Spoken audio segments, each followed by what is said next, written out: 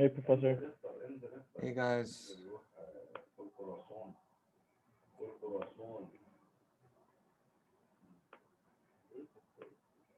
Professor, I have questions for the homework. Sure.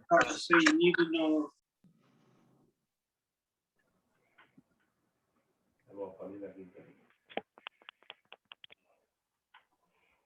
You can go ahead with your question if you want. It's saying nodal analysis for most of the questions.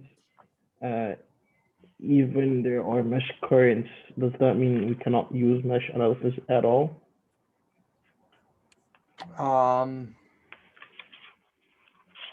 Which question are you referring to, just so I can The look it up? first, Three the, and four. the first question and the third question and the fourth. Mm-hmm. The fourth question doesn't say explicitly use nodal analysis. It's more of question one and question three, or actually question three, because it's saying solve for each mesh current using nodal analysis. Okay, give me a second here. Let me Yeah. just... If you need me to share the, No, I'm looking at it. I have the so question one, you definitely have to do.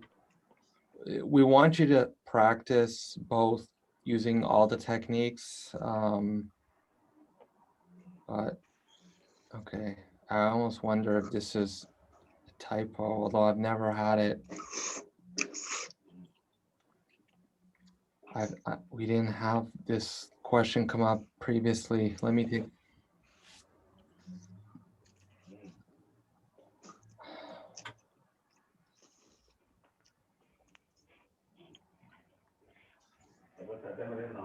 Yeah.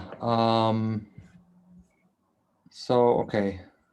Question one, you should use nodal analysis. Question two, you should use nodal analysis. But question three, I believe I believe that is a typo. Now, I'm gonna tell the TAs not to penalize anyone. I'm gonna say, to me, this looks like it should say solve for each mesh current using mesh analysis, because they're the mesh currents. because it makes more sense if you use mesh analysis in this question more than if we use nodal analysis. Yeah, I agree. I mean, I'm sure you could use both, but, and then also for question four,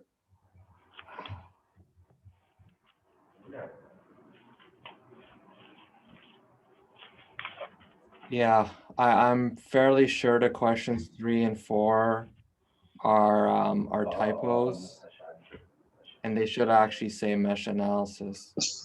We don't normally draw mesh current loops unless we're asking you to do mesh analysis. So, you know, I'm not going to penalize anyone for these two questions if they use either method, like, but for me, I would use mesh analysis just because. Yeah. I don't know why, if it's only me or not, but I'm usually stuck in the homework. Like question one, I'm so confused. Question two, I'm not as confused as question one, but I don't know if it's only me or not. But like, what tips do you suggest for us if we're stuck? Uh, in addition to like going to office hours, sending emails to you and to which question are you stuck on, for example? like for example, question one, like I did it like I overdid it. Like I did 3 times. Each time I do something different, but I'm so confused. Uh, for like the 12 volts, I know it's a super node, but in the same time, if it's a super node, the KVL equation, how should it look like? And I think we had talked. So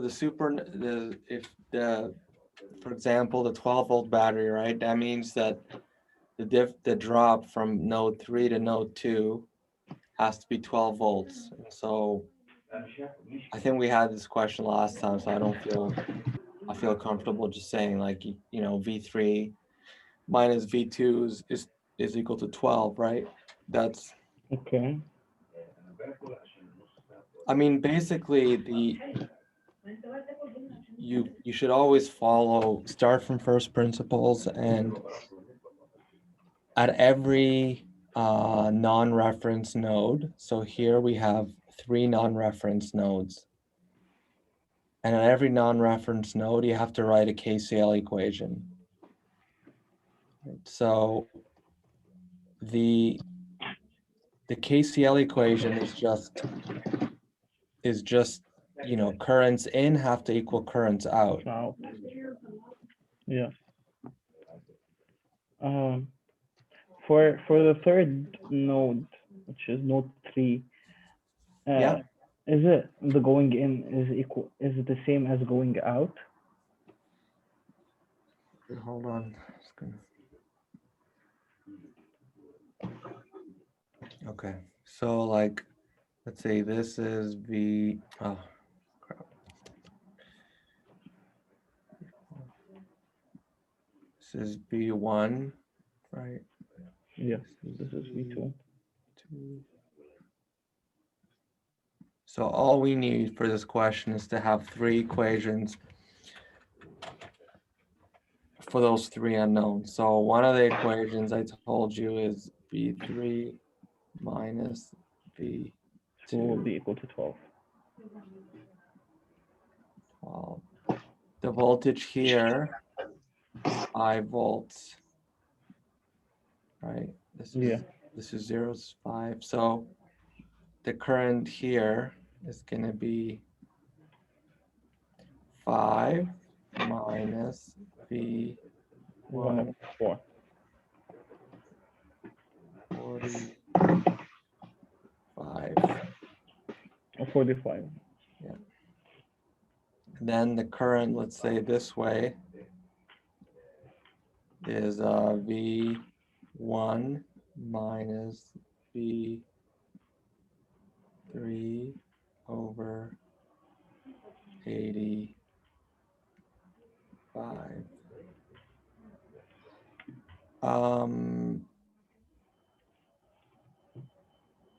And then, right, the current this way. It's V1 minus V2 over 5.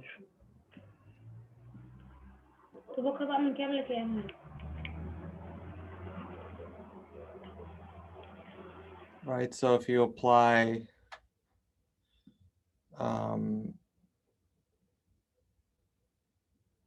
KCL is going to be equal to I1 will be equal to I2 plus I3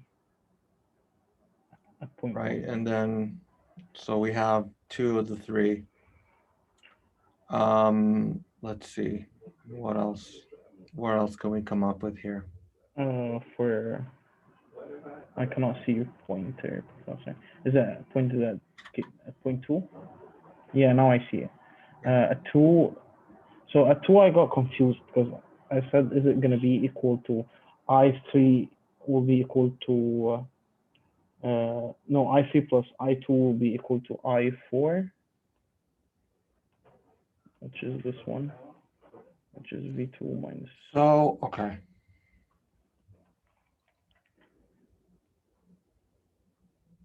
Let's take a look.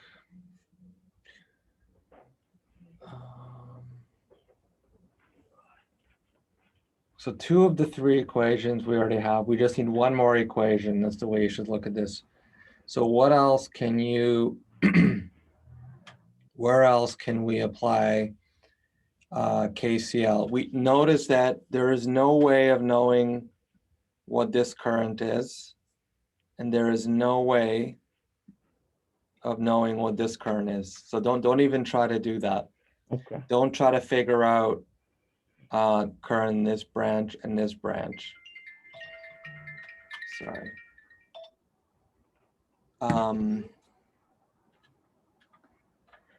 So, and I haven't looked at this question in a long time, so I will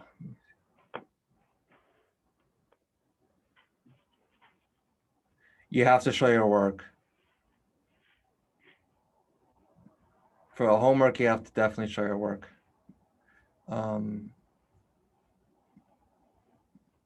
All the steps, especially because I mean, because if you don't show all your work and your final and your set of equations is not right, then it's very hard to give you partial points. So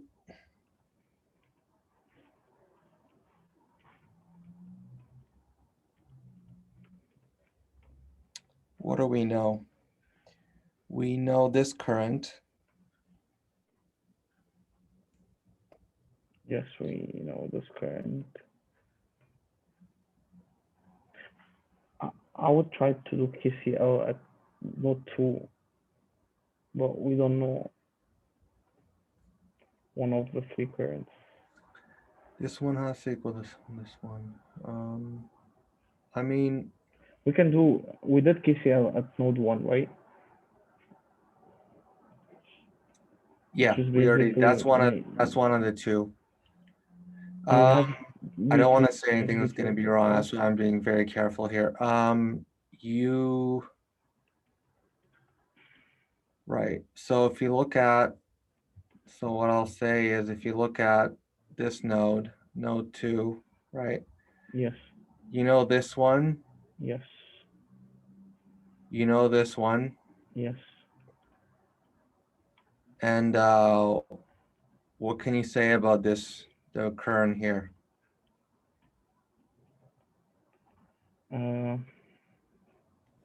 It's gonna be the same as the top one. Yep.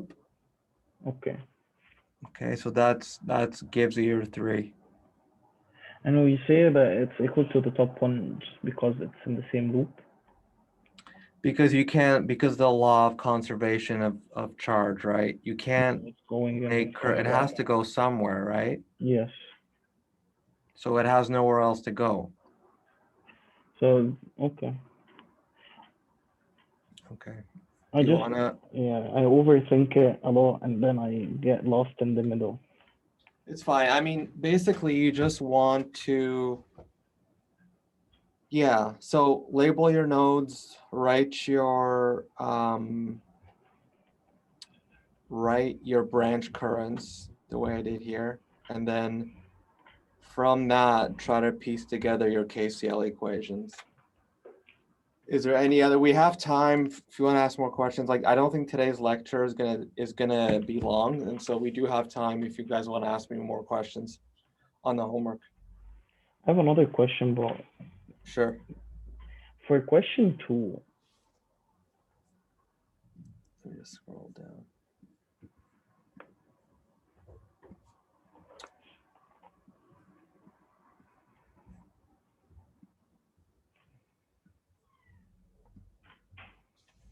Okay. when we draw the currents at each node to do the KCL at each node, I'm just confused for node 2 and node 5. How do we approach them?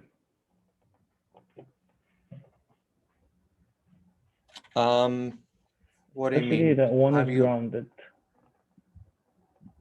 So for node 5, the middle one. Okay. Yes, you are allowed to use matrix solvers, but I mean, you have to still, if you're going to use a matrix solver, you have to write down the matrix equation and just make a note of how you solved it. Yeah, so this is So when we're doing the KCL for the middle node, the V5, right. So again, let's say this current here, is V5 over 8.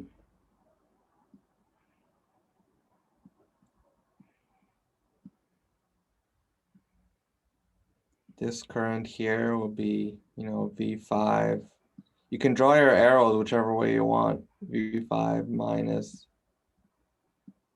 V6 over 10, right? And so forth. okay. So we can draw the arrows in any direction we want. Yeah, Okay. you pick. but don't do anything don't do anything that's nonsensical. Like don't do this, right? Don't make them so that this is not possible.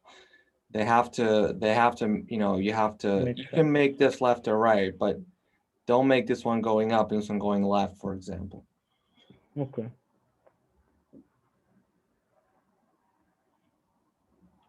Thank you, Professor. No problem. Somebody had a question on number 4. So go ahead. I just want to, can you show the question on the screen first? Yes, just give me a second. Thank you.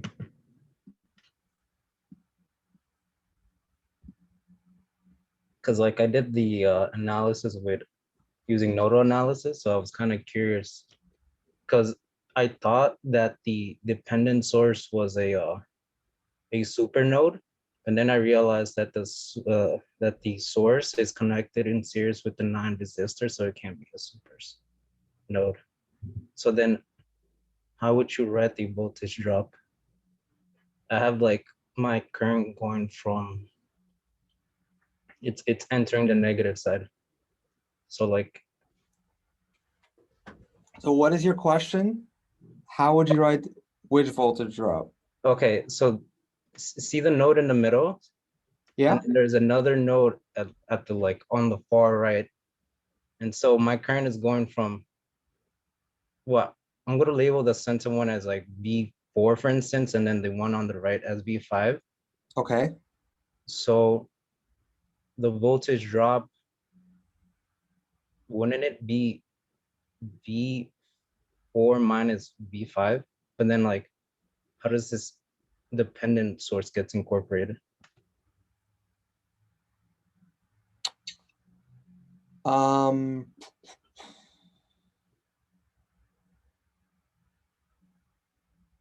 Right. Well, again, it's just, I just don't want to confuse anyone. I also don't want to mislead anyone, so I'm going to be careful. So you're going to call this V4? We'll just call it V4, yes. Okay. You're going to call this V5. V5. And then let's say the current is going from V5 to V4.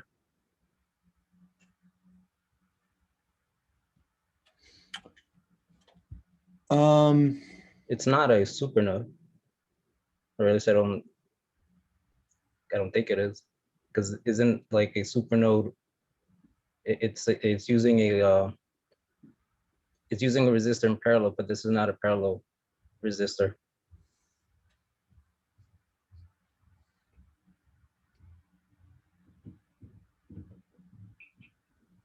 So you can always make it you can make it a supernode if you want. Like you can make V4 and V5 into a supernode, and then let's see. I'm really kicking myself for not fixing this typo. This just looks super confusing.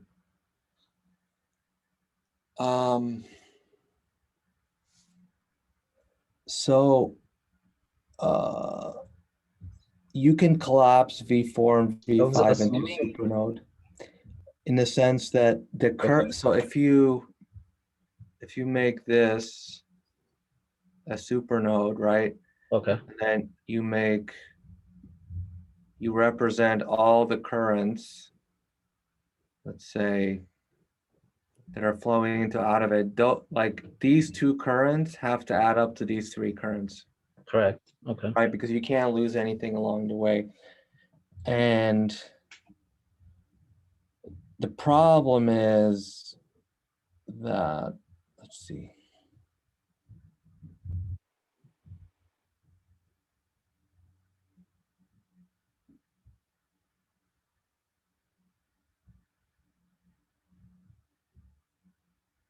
I mean, if you had an expression for the current flowing in this branch, and let's say that you would call that, I'm just going to call this IB for I branch. Let's say, and if you write it in terms of the mesh currents, it would be I2 minus I 4, right? Then you could say that V5 minus V4 is equal to 9 I B. Oh, the polarities are different here. Minus 0.5 I. So basically, you're gonna, here, let me redo this if I can.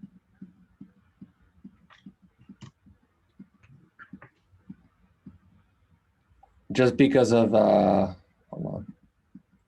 Let me go V4 minus V5.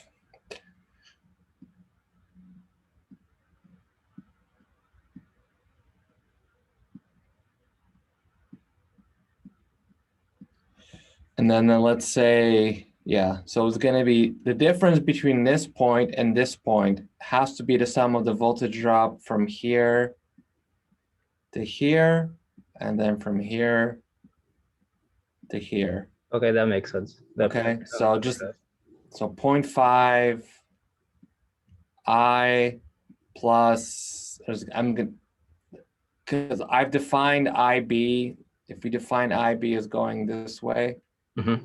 then it would actually be like this, I believe. Okay. So plus 9 times IB. Right. So you can still, you can always make something a supernode as long as you're Consistent.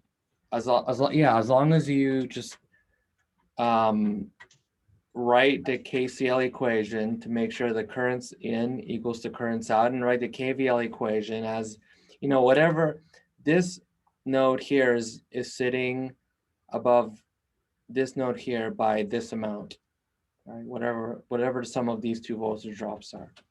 I'm not sure if that's going to help you get to the answer, but I hope, but I'll try. yeah. Okay, thank you. No problem. But Professor, we now can use mesh analysis for this one, right? Yeah, you can use mesh analysis. It will be easier using mesh analysis, I believe so. I hope so.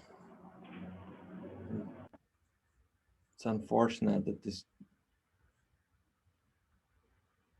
Yes, you can do, yeah. So I said this being, you can, for questions 3 and 4, because of the confusion, I'm okay if you use mesh analysis. I'm pretty sure this is a typo. Yeah, I had a good TA make this a couple of years ago, these assignments, but I'm pretty sure this should say mesh analysis. And I'm pretty sure that what happened was that the students learned to just ask the TA directly and he corrected it, but didn't tell me about it. So I'm pretty sure that these questions with the meshes, they probably should have meant, the instructions should have probably been listed as mesh analysis. But again, I'm not going to penalize anyone if they use nodal analysis to solve these. All right. Any other questions?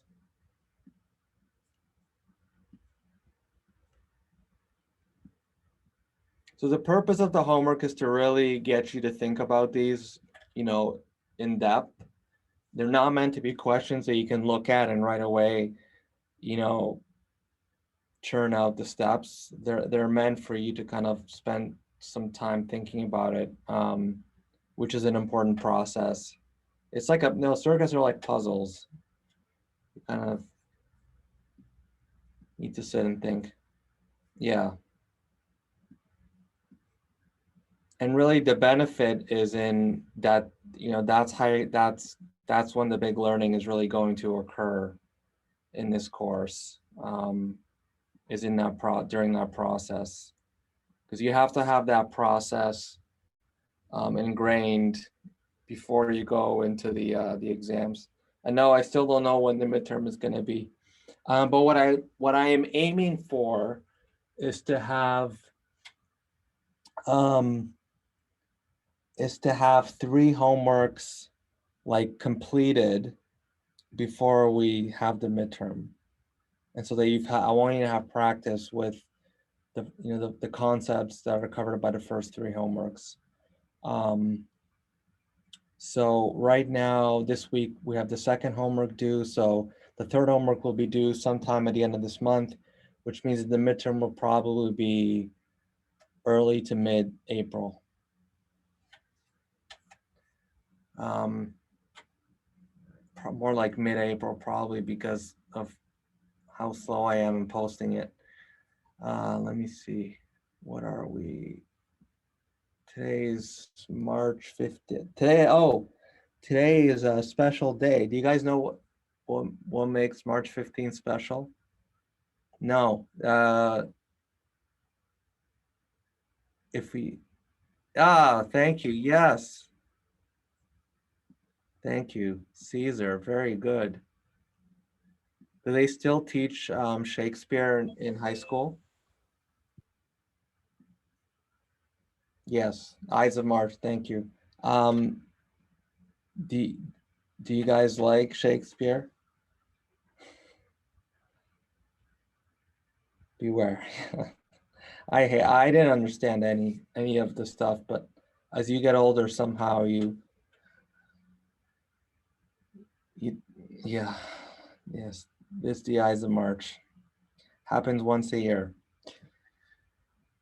Very good though. I'm impressed. At least one of you knew it. Okay. The day after Pi Day, yeah. I think, let's see, for me I read a Midsummer Night's Dream in grade 9, Macbeth, or maybe Caesar in 10, Macbeth, and then Hamlet.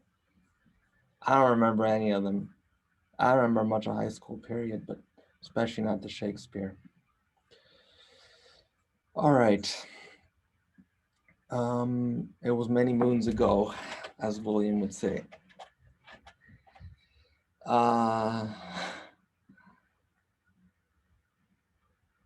We didn't. Oh, you probably did. See, I grew up in Canada. We had, it was called Coles Notes. I guess they're called Cliff's Notes here, but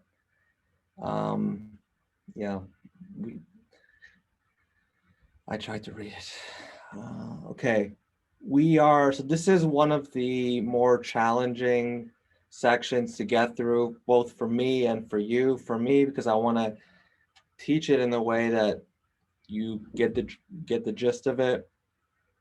And for you, because there's some conceptual leaps here that have to be made. So the difference amplifier. So this is a version of the op amp that is super useful for biomedical engineers.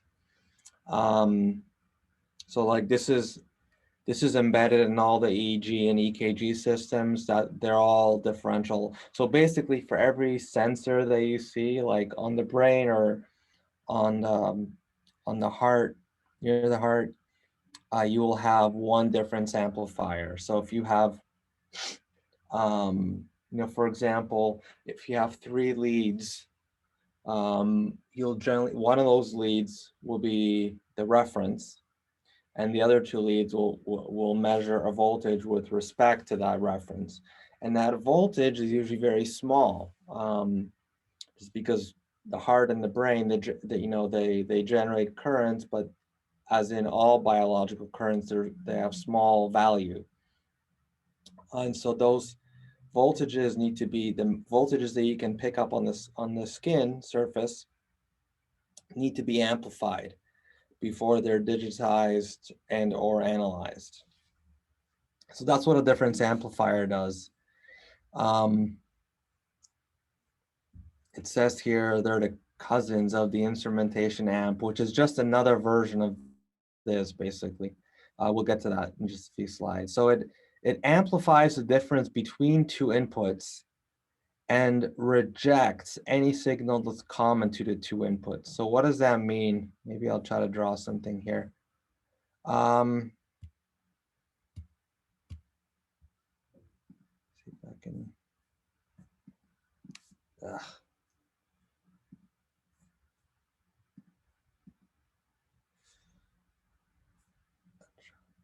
So what was I going to draw? Oh, right. The common mode suppression. So if you have, you have the heart, and then you have one sensor, two sensor, and the heart is how do I draw that? Is generating currents? I don't know. It's generating some potential, and you place one lead here and one lead there. And so these two sensors are picking up more than just the activity of this really physiological looking looking heart, right?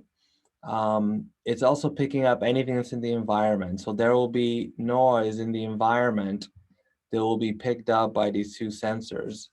Now, because these two sensors, relative to all the other noise sources, are in close proximity, this means that anything in the air that is generating interference will look similar at these two sensors, right?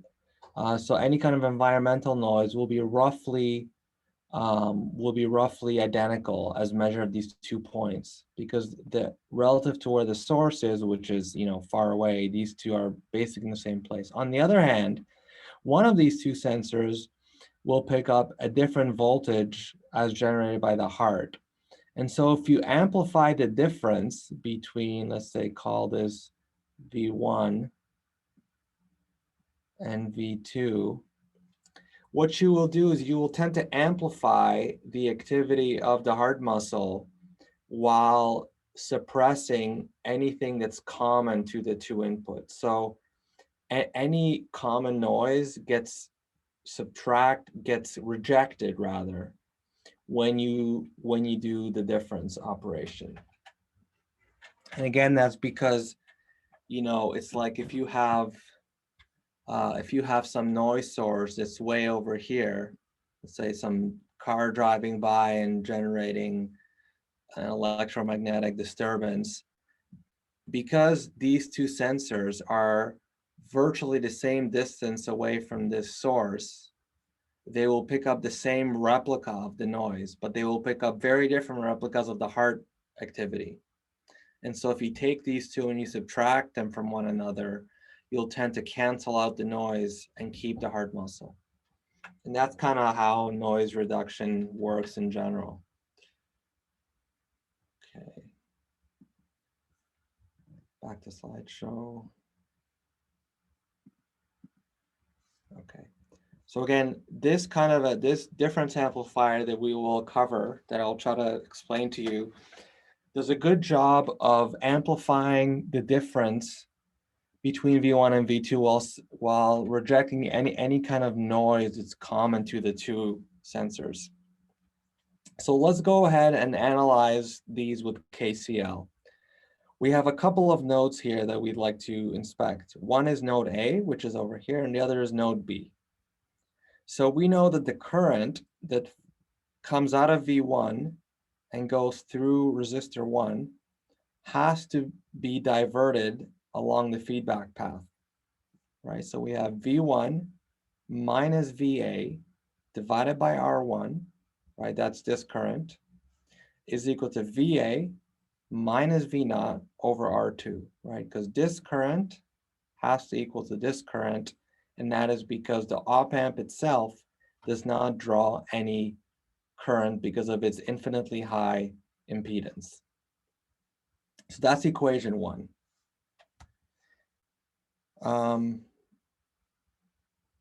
Cannot be right. Yeah. So this is just, if you cross multiply this and you rearrange, you get that V0 is equal to this positive number, R2 over R1 plus 1, minus R2 over R1 V1. What's interesting is this looks like the gain, the expression in the parentheses here looks like the gain of a non-inverting amplifier. And this expression here on the V1 looks like the gain of an inverter, right? So that's what this is. This is a combination between an inverting amplifier and a non-inverting amplifier. So the other thing to note is that the output voltage is a difference between VA and V1. But now VA is multiplied by a positive number, and V1 is also multiplied by a positive number. So in some cases, we may want this to be equal to 1 and this to be equal to 1, for example. And we'll show you how to make these coefficients be whatever you want. But right away, you can see that what the output is doing is it's taking voltage A, multiplying it by some positive constant. Right, this is going to be bounded. This is going to be at least as big as 1, right? Because the ratio of two positive numbers cannot be less than 0, cannot be negative. Minus R2 over R1. So again, R2 over R1 will also be a positive number. It's just the ratio of the feedback resistance to the inverting input resistance. Okay, so now let's apply, so make sure. No, this is not like the AND or NAND or that's, you're thinking of digital logic. So this course is all analog circuits, meaning that nothing gets digitized. A lot of these circuit elements are also present in digital circuits, but gates are different. They're inherently discrete. They have discrete behavior, meaning that the output is either one thing or another. Like it's either 0 volts or 5 volts. It's not in between, right?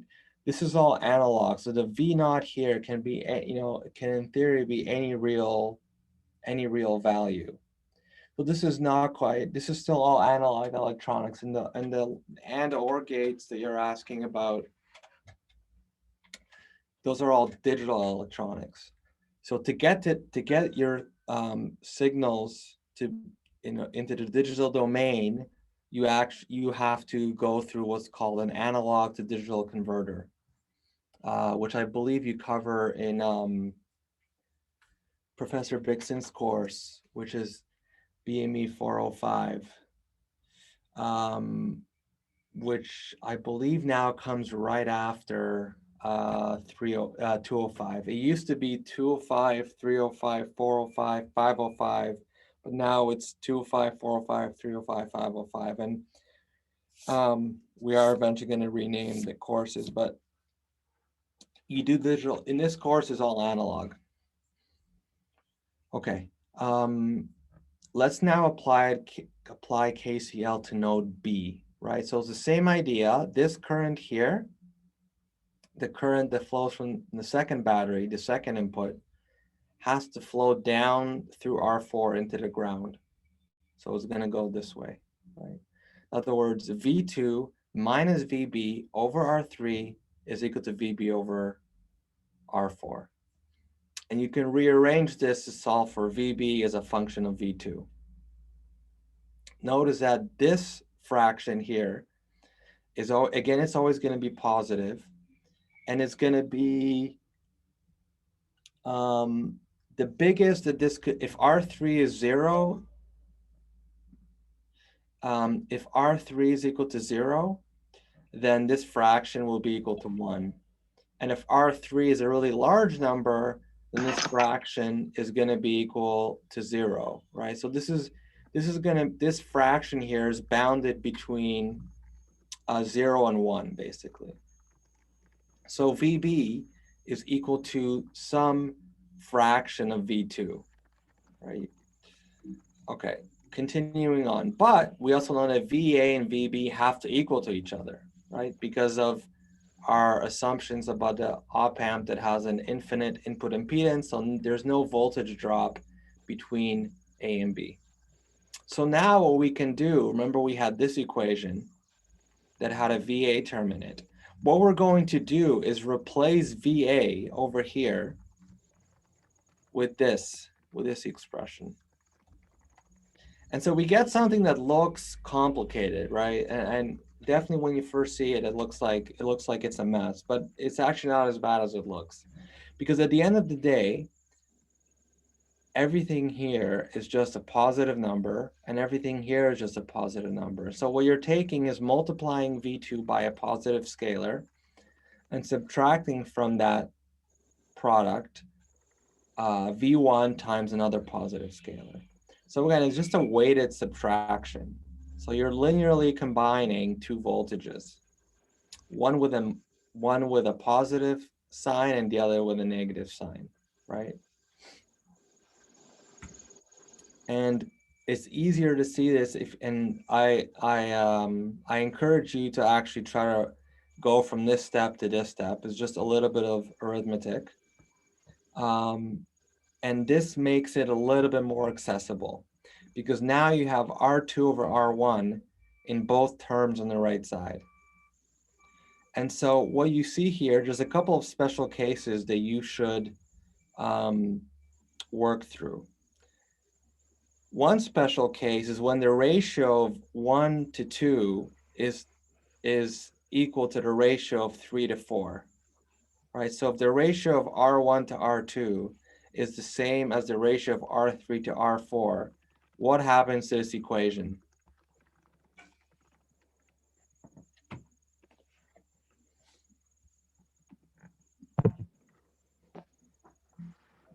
Over R1. No worries, Chris, about the daylight savings time. I know I hate daylight savings time. I wish they would get rid of it. Yeah, so if R1 to R2 equals R3 over R4, then this term comes out and all you have is R2 over R, actually all you have is V2 minus V1, right? Because oh no, that's not true. You still have R2 over R1 times V2 minus R2 over R1 V1. So there's kind of two levels of simplification that can occur here. The first is what I just said now, which is that when the ratio of 1 to 2 is equal to the ratio of 3 to 4, then what you have is the following. Right? And this is a subtraction multiplied by some positive number. And again, this is positive, but it can be less than 0 or it could be bigger than 0. Now, the second level of simplification is when all 4 resistors have the same value, right? And so if that's the case, then you get V naught is equal to V2 minus V1. So there you have a straight up subtraction of voltages. And so most of the time you will want to do this, right? It's rare that you will actually want to do an actual straight subtraction because the goal with an op amp is really to amplify the signals. And so you will want R2 to be much bigger than R1, in which case you're going to sense the difference between V2 and V1, and you're going to multiply it by some positive number. All right. I was just talking last week about how warm it is, and today it's freezing over here, so I have to turn on my space heater. I apologize for the noise. Yeah, so again, you have two levels of simplification. One is when these ratios are identical, and the other is when the ratios are identical and equal to 1, right? And that's this case. So most importantly, at a very high level, this circuit is amplifying the difference between two voltages. So for example, I think sometimes students don't understand how this will work. For example, V1, so if you're, let me see, I'll just try to draw over top of this. So the way this would work in practice is you wouldn't actually have a battery here. You would have, you know, you have one lead that gets, you know, and this is actually, you know, maybe let's make this the head, and let's make this your giant brain. Right? This is your giant brain, and then one lead or one electrode goes over here. These are your eyes.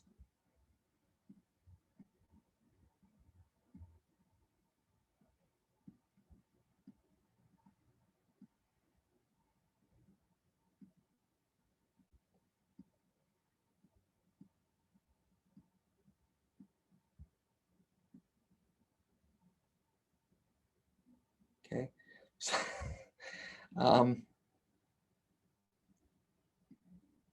so these are the two leads here, right? This is the scalp.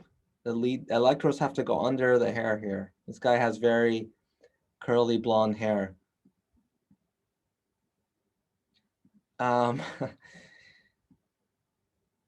he has nice curly blonde hair. So we got to put the electrodes under his hair, right on his scalp, right? So it's nice and close to the brain. And the brain is emitting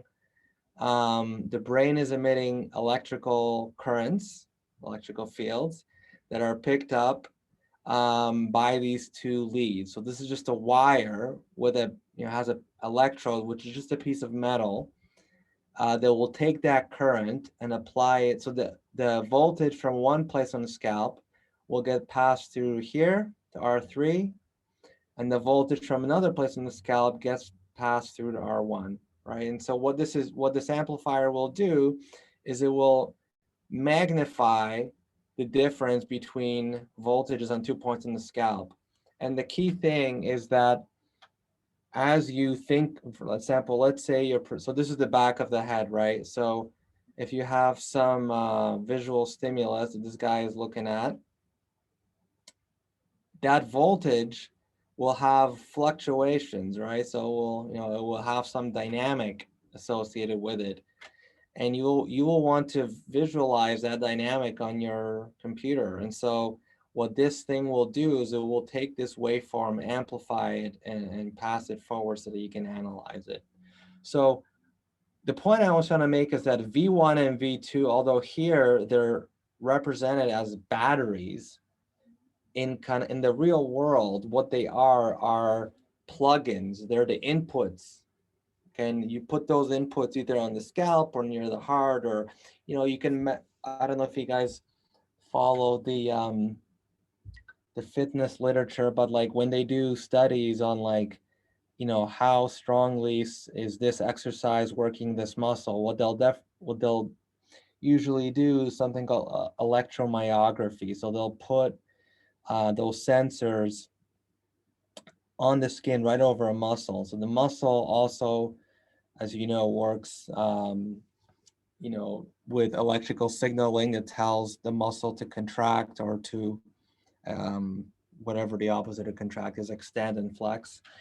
And so you can actually measure those electrical currents. And again, you need to amplify them. So whether you put it near the heart, near the brain, or near the muscle, the voltages that you're amplifying with a difference amplifier are they're biological, right? So in the circuit, we represent them as batteries, but in real life, these are really the inputs to your op amp. All right. Bye, Beavis. Okay. Okay, so we did this. All right. We have an example. We are asked to design an op amp with inputs V1 and V2 such that V0 is equal to 3V2 minus 5V1. Okay. So we somehow need to create an op amp that performs this operation. So keep in mind that we know that their difference amplifier will implement this equation. All right. So what we need basically is, if you go back to these equations, minus, so we need the 5 to correspond to this, and we need the 3 to correspond to this. Okay. All right, so we need to somehow solve these equations for R1, R2, R3, and R4. We need to pick values of R1, R2, R3, and R4 such that this term simplifies to 3 and this term simplifies to 5. In other words, we know right away that R2 has to be 5 times bigger than R1. So now the question is, what should be the relationship between R3 and R4? Right, so how do we get this? How do we go from here? So notice that if R2 over R1 is 5, then R1 over 1, 2 will be 0.2, right? 1 over 5. So the top here we have 5 times 1.2, which is 6. And so I can just write it. We have lots of time today, so I don't mind. So we have 6 over 1 plus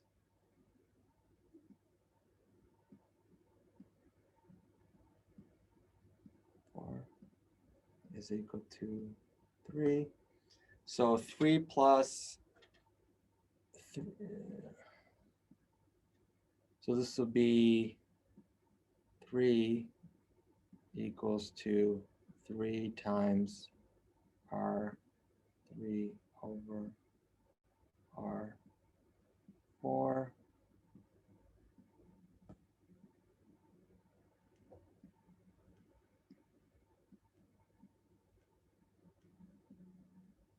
there, right? And in theory, once we have that, we're done. All we have to do is, for example, we would pick some base value for R1, let's say 10K, and then R2 would have to be 5 times the value of R1, so say 50K.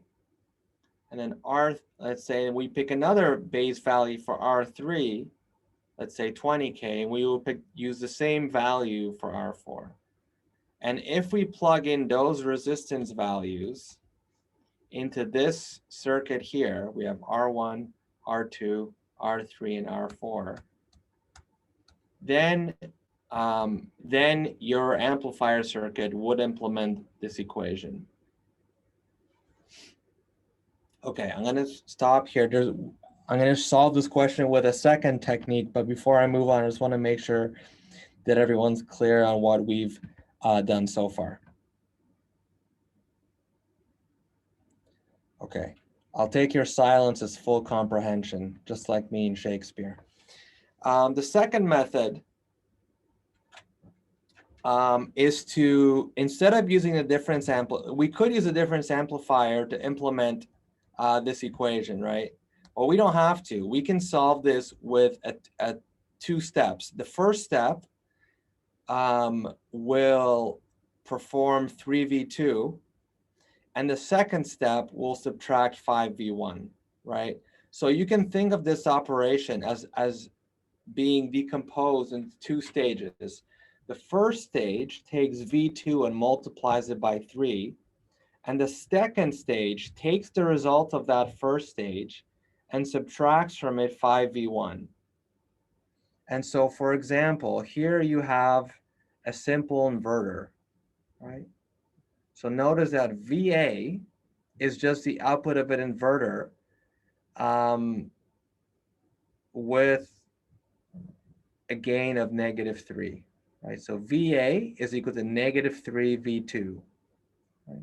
This circuit here is an inverter.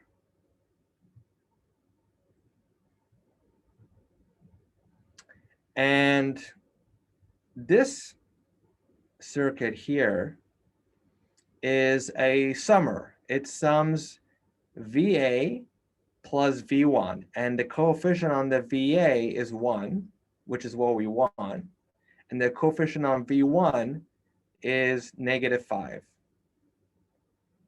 right? So we have, sorry, I should say the coefficient on VA is -1, and the coefficient on V1 is -5.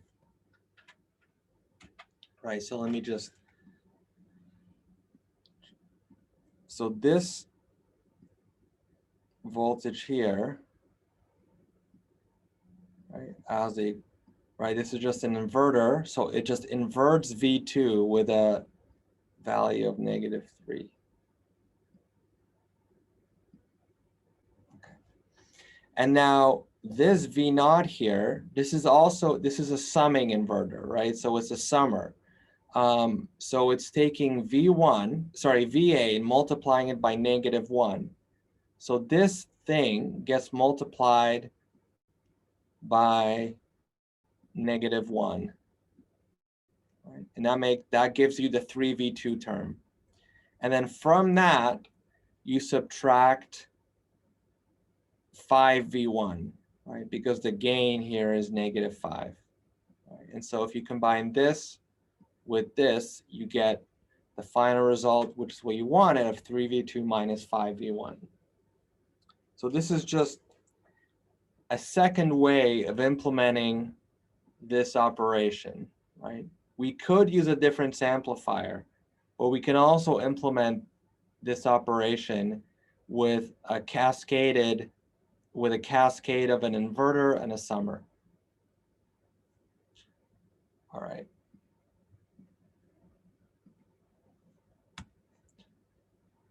Instrumentation amplifier. So what is this? This is very similar to a difference amp. Don't get freaked out by the circuit just yet.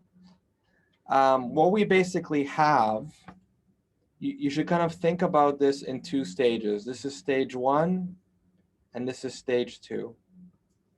So notice that in stage 1, we have 2 non-inverting amplifiers, one at the top and one at the bottom. And we have our 2 inputs as always, V1 and V2. And our goal here, we're going to work through the circuit, and we're going to derive an expression for V0 in terms of V1 and V2. Okay, so let's start by noting that the final amplifier here is a difference amplifier. And to see that, notice that if you compare this picture, right? So if you memorize this picture, hold it in memory, use your photogenic memory, hold that in there, use your prefrontal cortex, and notice that it's really the same as what's over here, right? Except the V01 replaces V1 in the previous picture, and V02 replaces V2 in the previous picture. So this is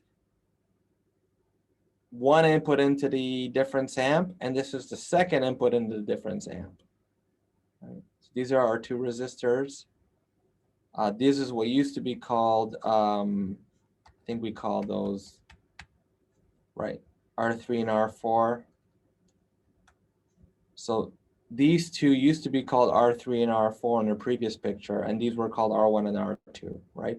So what we're doing is we're applying the outputs of this first stage of op amps into the input to a difference amp. And so we know what the expression is for the output in terms of these intermediate outputs. We know that V0 is going to take V02, subtract V01, and multiply it by R2 over R1. But the question is, what is the value of V01 and V02? So that's the extra step here. Now we have a difference amp whose inputs are themselves the outputs of an op amp. So this is using op amps in 2 stages. There's the first stage and then the second stage. So here we're going to apply some KVL to derive expressions for V01 and V02 in terms of the two inputs, right? The first thing to note is that there is no current along these branches because these are branches that feed into the op-amp, and the op-amp does not draw any current. And so we know that these two branches have zero current flowing through them, which means that all the current between V01 and V02 flows straight down. And we're just going to call that current I, right? So the difference between V01 and V02 is equal to I times the sum of R3, R4, and R3. This is just Ohm's law, really. Right? So V01 minus V02 is equal to I times 2R3 plus R4. But now also notice that VA has to equal to V1 and VB has to equal to V2 because of, again, the assumptions that we're working with for the ideal op-amp. Namely, V2 has to magically appear over here, which means that it magically propagates towards node B. Similarly, V1 magically appears over here, and then it propagates to node A. Okay. So V1 is equal to VA and V2 is equal to VB. We also know that this current I here is equal to VA minus VB over R4. Why? Because this is just the application of Ohm's law. The current between here and here is VA minus VB divided by R4. We're assuming that the current is flowing top to bottom. And that current has to equal, and that current is in series with the current through the two R3 resistors. And so putting that all together, substituting V1 for VA and V2 for VB, we have that V0 is equal to I, which is V1 minus V2 over R4, times, sorry, let me see here. I think this skipped ahead a step. What do we do here?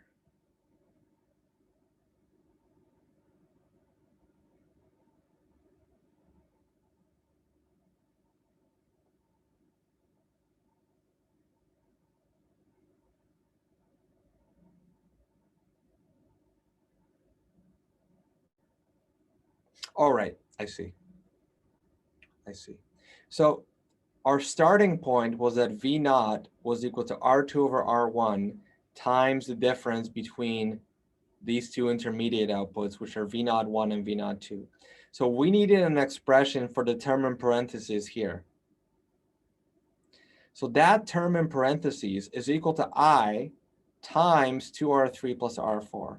And now we have an expression for I in terms of our initial inputs, V1 and V2.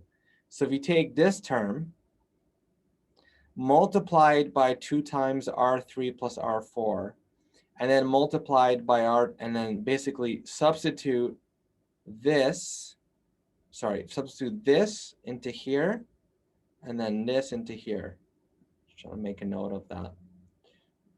We're taking this term, and we're substituting it here into I, and then we're taking that term and substituting it here into the parenthesized term. And then we have an expression for V0 in terms of our initial inputs, V2 minus V1. And so again, notice that this is a positive number between 0 and infinity. Same thing here.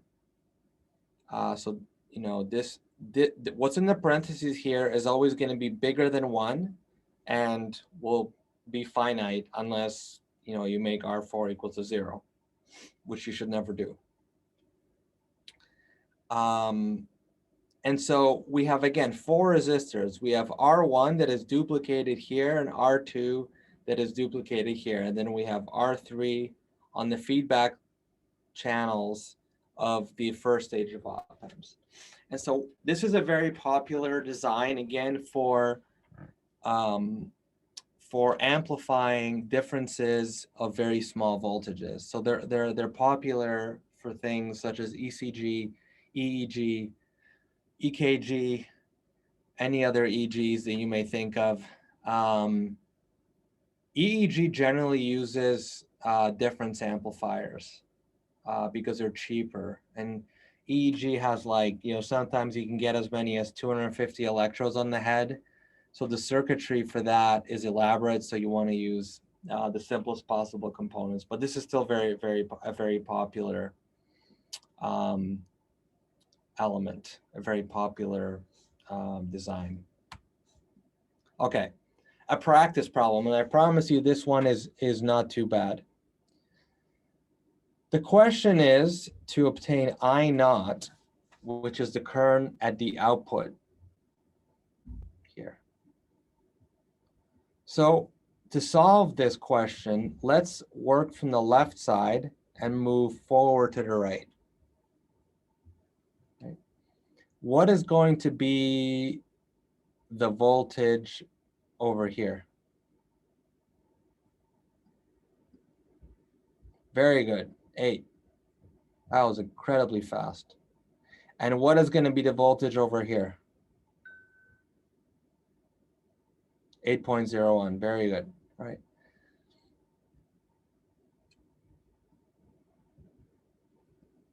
So again, everything that's in the ellipse here, or not in the ellipse, in the dashed rectangle or whatever, is a difference amplifier. It's a difference amplifier with a gain of 2, because the ratio is here of R2 over R1 and R4 over R3 are both equal to 2. All right, so this here is a difference amplifier with a gain of 2. And our first input, like you guys said, is 8. And our second input is 8.01. And so V naught is going to be equal to what? If one of our inputs is 8 and the other is 8.01, what is going to be the voltage here, the output of this difference amp?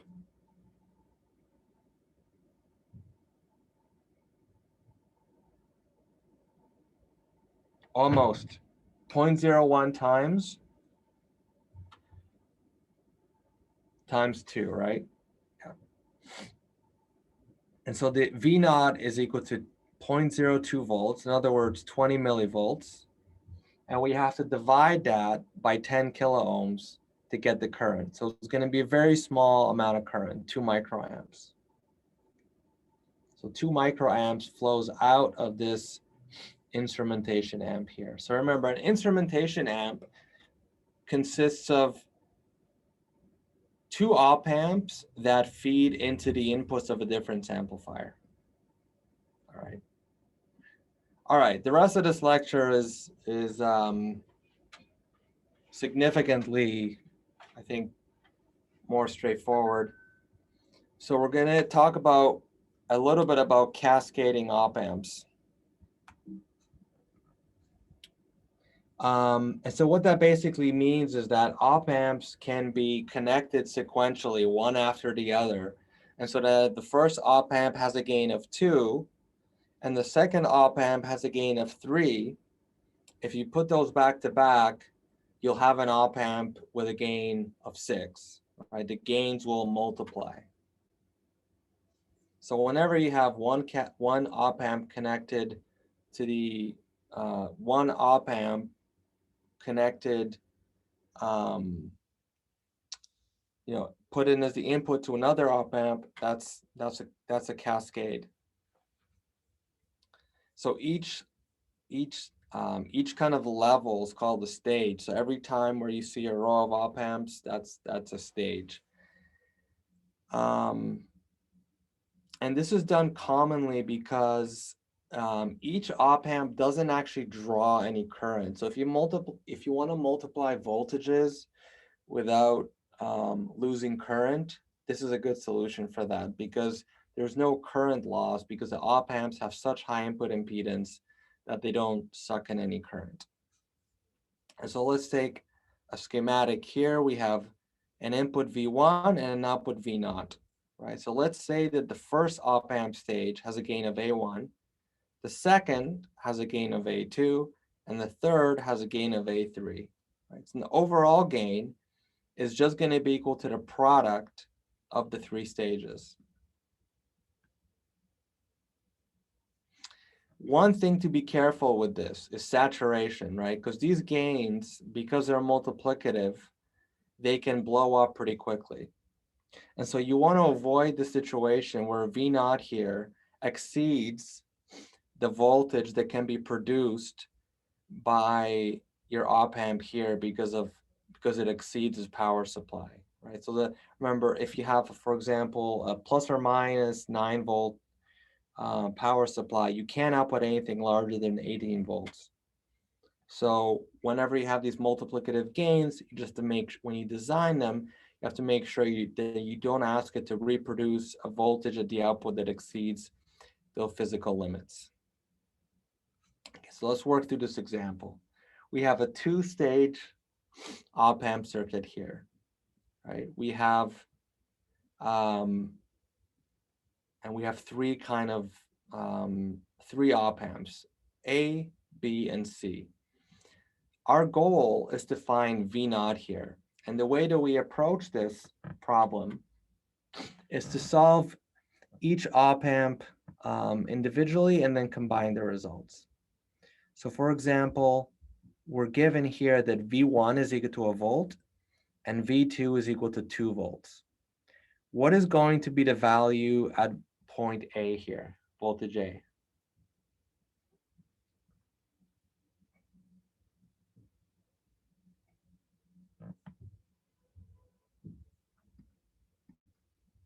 -3. That is correct, right? Because it's an inverter. So the voltage at point A is -3. What about the voltage at point B? -4, right? So we have VA is equal to -3 and VB, oops, I meant to show cursor. So we have VA is equal to -3, VB is equal to -4. And then what is the relationship between V0 and VA?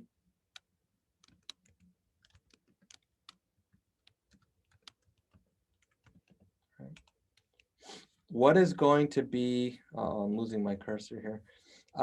What is going to be the gain? What is going to be the factor that multiplies VA here in op amp C?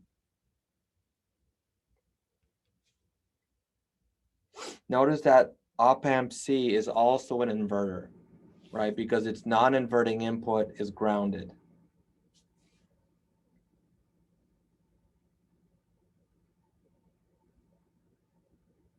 So what is going to be the factor multiplying VA?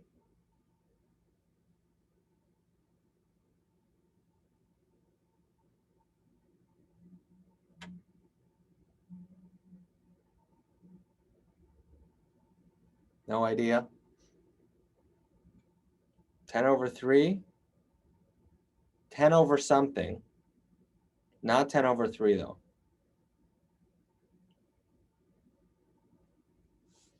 All right, so this is V0. It's basically a summing amplifier. It's going to have, this is going to be,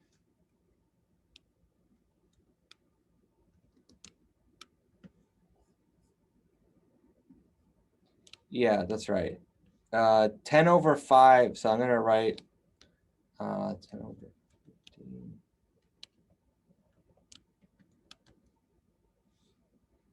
So there's a gain of 2 multiplying VA, and there's a gain of 2/3 multiplying VB. And then all of that will get negated because this is an inverting amplifier, right?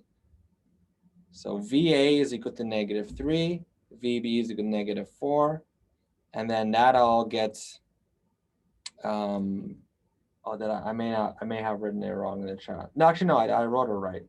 I think I wrote it right. Yeah, I did. So a gain of 2 on VA, a gain of 2/3 on VB, added up, multiply by -1, you get 8 1/3 volts. There's nothing really to these stage circuits. What about this picture here? We have, it's given to us that V1 is equal to 2 volts and V2 is equal to 1.5 volts. And we are asked to find V0. So here, this is actually, I believe, this is still a 2-stage op amp. Okay. So first of all, do you guys remember what this op amp is called here?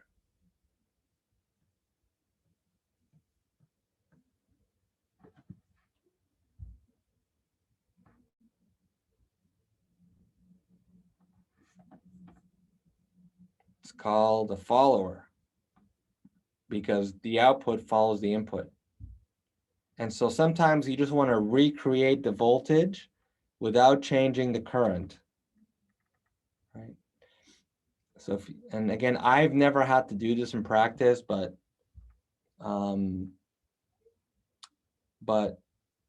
so I've heard that there are instances where you want to separate two parts of the circuit, and so you will use something like this, right? So this V1 here appears here, and it will propagate to the output. So this node here, where my cursor is, will be sitting at V1. Right? Let me just. So it's not negated. Nope, not here. Remember the, oh, oops. It's connected to the positive input, right? Yeah, that's how you know. This is V1. Now, what about, who can tell me the voltage over here?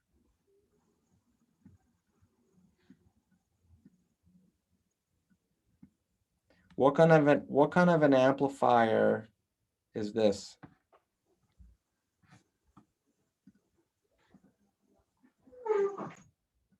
Oops. Christian, let me just see. Yeah, it's an inverter with a gain of -5. And so this, it will be equal to -5 times, yeah, that's right, -7.5. Okay. And now what kind, so if you have, use a different color.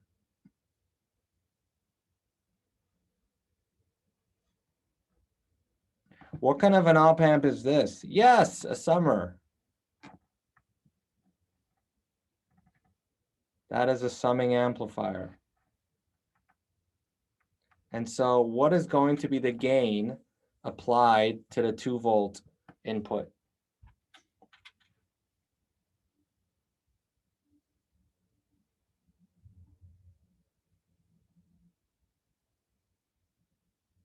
Yes, it's a gain of 3, that's right. And what is going to be the gain applied to the -7.5 volt input?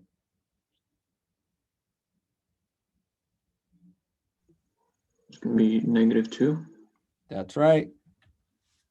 And so you can, my cursor is officially gone, so you have to excuse me for just 1 minute.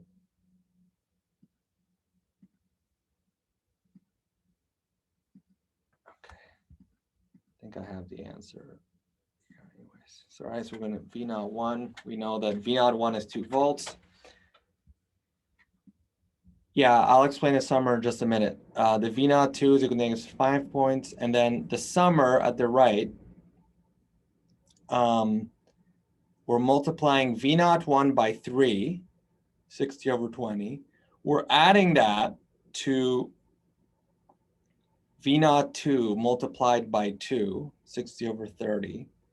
So that gives us 6 plus negative 15, right? So it's minus 9 inside the square brackets, all multiplied by negative 1 gives us a 9 volt output.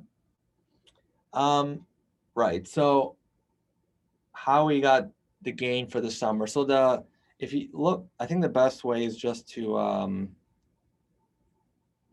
well, let me go back. Oh, I'm gonna use my Genius bar or whatever this thing is called on the Mac, the little bar at the top of the keyboard, which I never use. It was a total waste of R&D money. Okay. But does come in handy once in a while, clearly. Thank you, Tim Cook.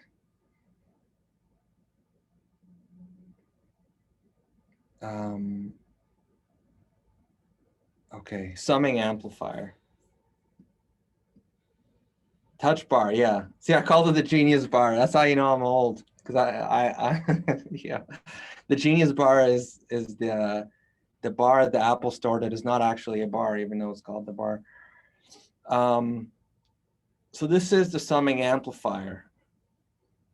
It has 3 inputs that are all piped into the inverting input, right? And so the gain for each one of these is the feedback resistor divided by the input resistance. So this is the output here will be RF over R1 times V1 plus RF over R2 times V2 plus RF over R3 times V3, all multiplied by -1 at the very end, right? So if you think about what is a summer, it's when you have multiple voltages that are connected, that are in parallel to one another, but that are then connected to the inverting input. So that is exactly what we have.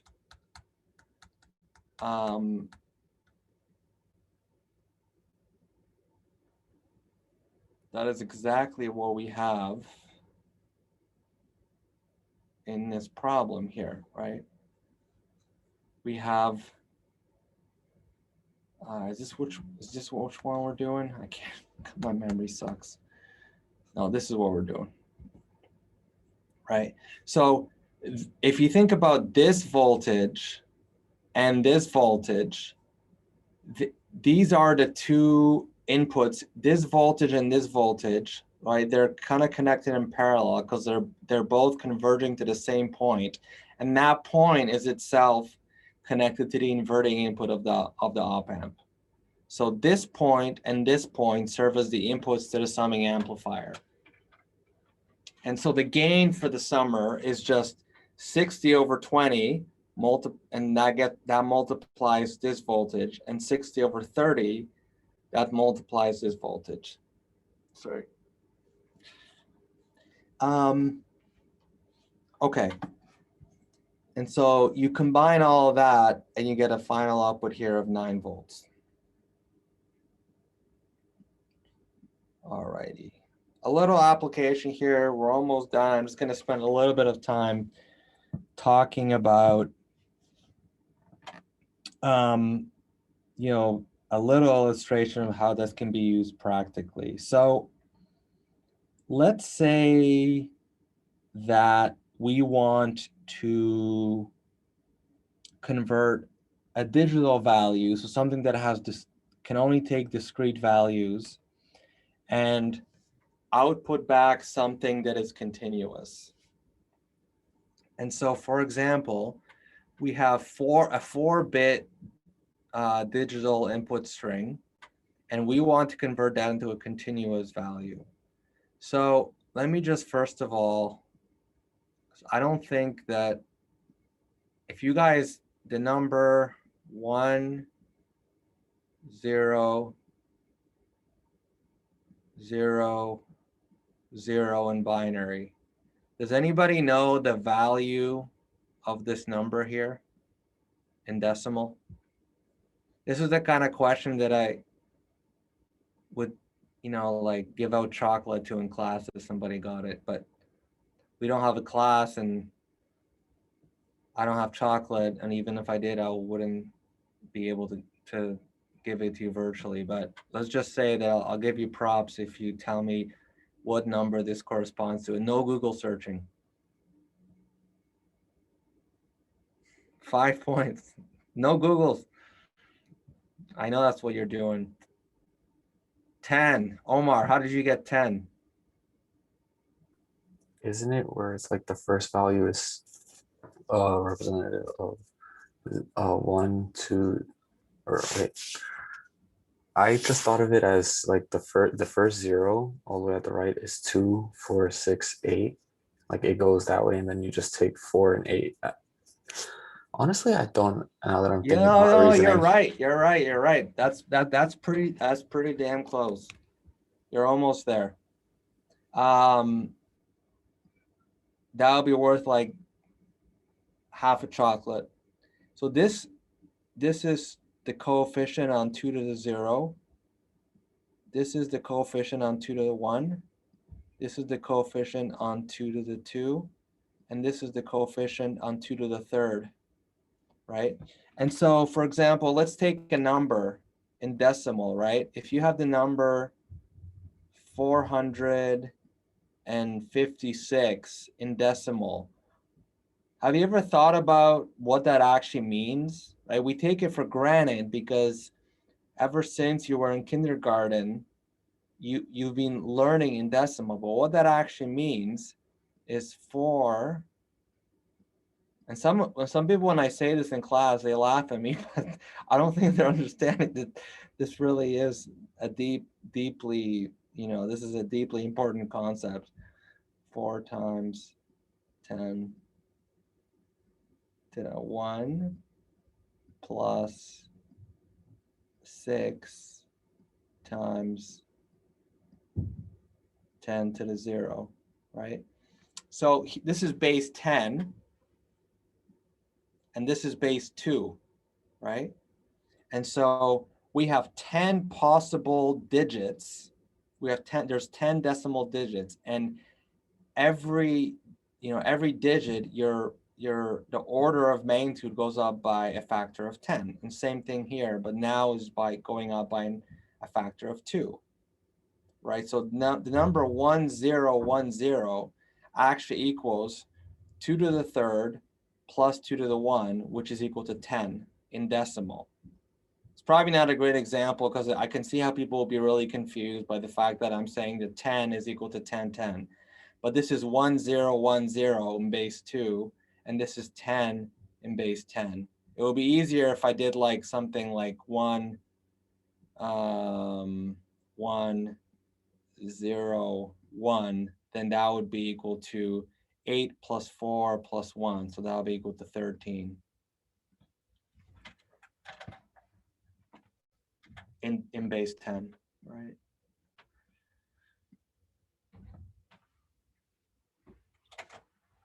All right. So now the goal is, how do we map a string of binary digits into an analog voltage? So for example, we want to, let's say that we want this to represent, maybe 8 millivolts. We want this to represent 4 millivolts, this to represent 2 millivolts, and this to represent 1 millivolt. So how do we actually implement that? Well, we could create a summing amplifier, because this is a summation, right? This is, try to clear everything, right? So if you have number 1, 1, 0, 1, that's equal to 1 times 2 to the 3. And by the way, you will not get tested on this on the midterm. So if you don't find this interesting, you can go back to watching whatever you're watching. 1 times 2 to the 0, right? So that's a summation where this term is twice as big as this term, which is twice as big as the next term, which is twice as big as the last term, right? So each of these have, so the most significant bit has to have a value that's 3 orders of magnitude greater than the least significant bit. So we have to tune these resistance values such that the weight of V1 is the largest and the weight on V4 is the smallest. Okay. Okay.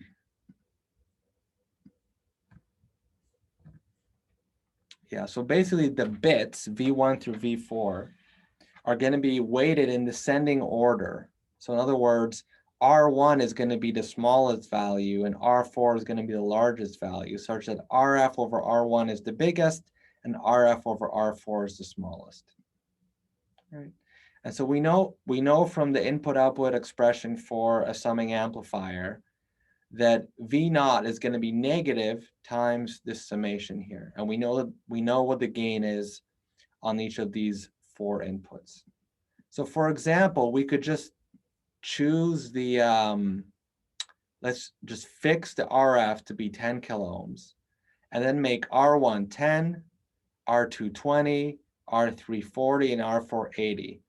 Notice that with these 4 choices, we have a weighting of 10 over 10 or 1, 10 over 20 or a half, 10 over 40 or a quarter, and 10 over 80 an eighth.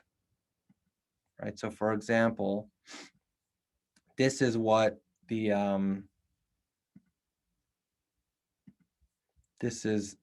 so there's a weighting of 1 here, a weighting of a half, weighting of a quarter, and a weighting of an eighth. So notice that this is exactly twice that, this is twice that, and this is twice that. So notice that this is the weighting on the most significant bit is equal to 8 times the weighting of the least significant bit, which is exactly 2 to the third. So we have 2 to the third, 2 squared, 2 to the 1, and 2 to the 0, right? Where 2 to the 0 is really represented by 1/8 of a volt. Okay. So for example, input of 0, 0, 0, 0 will obviously produce 0 volts. Whereas an input of 0, 0, 0, 1 will give an eighth of a volt. And an input of 0, 0, 1, 0 will produce a quarter of a volt. And in this way, you transform digital values into analog voltages. All right, so this is a slide that I mean, actually, I always skip this slide because I don't really love it. Okay, and that brings us to the end of the op-amp section. As I said at the beginning of this lecture, and I am happy that we're done with op-amps. Don't be afraid of them though. They're not as scary as they look. You will get a chance to practice with op-amp circuits on one of the homeworks. This is also an important part in the course. This is the part of the course, this is the halfway point of the material, right? We're done lectures 1 through 5. And the second part of the course begins on Wednesday with lecture 6, which is capacitors and inductors. So we're done with DC circuits at this point, and we're moving on to AC circuits now. Slowly, we ramp up very slowly to AC. So the midterm data, I will post it probably later today, but definitely this week. It will probably occur. I'm going to stop sharing and I take a look at my calendar quickly just to give you the date that I'm looking at. It will be after the break because I know that the break is on the 29th. So the midterm will either be, let's see.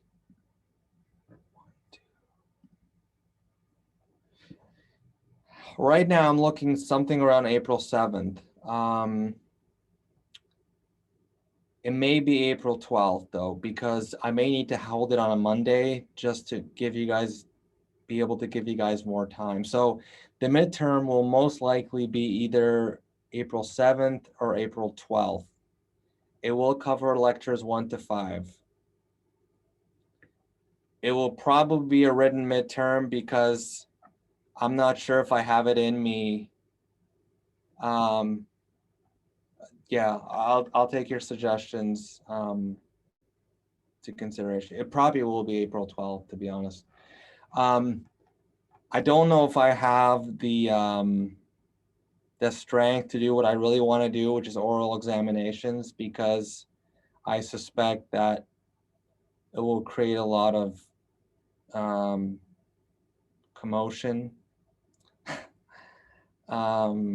And so it will probably be a written examination unless I change my mind. Yeah, it may take a lot of time, and it still doesn't solve the biggest problem, which is that, you know, it still doesn't solve the problem of inter-student communication. Like if you really wanna communicate to your fellow students, you'll still, you know, I know that that's not you guys, but it doesn't really solve the biggest problem. There will need to be 34 clones or 33 clones of me to pull it off. So we'll probably be a written exam. What I always say to students is that there will be 4 problems. Oh yeah, no, you can do an oral circuits exam. It's just like you will be asked to solve a problem, and you'd be asked to walk through the problem solving process. It could work. It wouldn't be easy, right? It definitely wouldn't be easy to grade. Yeah, lectures 1 to 5. There will be 1 problem on nodal analysis, in which you will have to do nodal analysis. There will be 1 problem on mesh analysis, which you will have to use mesh analysis for. There will be 1 problem on Thevenin or Norton. And the 4th problem is the instructor's choice, as I like to call it. And it will either be another Norton Thevenin problem or be an op-amp circuit. And that's really kind of up to me and depends on how I'm feeling. Previous tests or questions? I'll think about it. I mean, I have previous exams. Not really sure if I want to share them electronically. There's a midterm and a final, and that's it. Exam will be, in this class, time is not like, I give people more time than what is necessary, meaning that it's very rare that I actually have to pull the paper from someone. Like, you know, for the Monday lecture, you have till 4:45 technically, so you can use all that time if you want. It's not really, you know, I'm not testing you on speed of your circuit solving abilities. I'm testing you. Oh, I always get this question. Is the final cumulative? So no, but yes. No in the sense that the questions come from the latter half of the course, but yes in the sense that you cannot solve anything in the latter half of the course if you haven't understood the first half. So it's not explicitly cumulative, but it really is. You really need to understand lectures 1 to 5. And remember what I said at the beginning of the course. There's always a student or two that comes to me after the midterm and says, you know, I really didn't do well. What can I do to pull out an A in this course?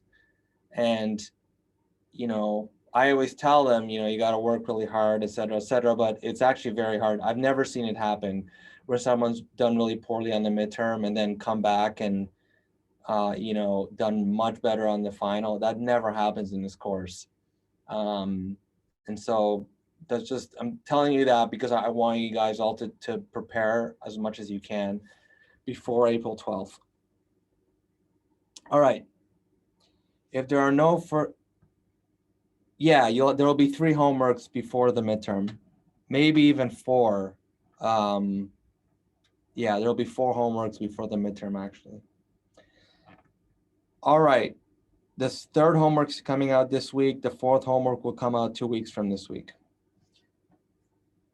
I'm gonna, I don't know, I'll talk to him. He's pretty good. I'll ask him. I'm sure he'll be willing to. Sam, are you on, or did you give up on attending the lectures? Yes, you'll have the answers to the homeworks, absolutely. All right, I'm gonna bid you adieu. I think Sam is gonna, because I asked him today if he's gonna have a recitation tomorrow. He told me that he's planning to do so. Yeah, and I'm happy to share with him previous copies of the midterm so that he can get a sense of what you guys can expect. Be careful today. Never know if you can trust your friends. It's the Ides of March. I look forward to seeing everybody on Wednesday. Hope you all have a good 48 hours. See you then.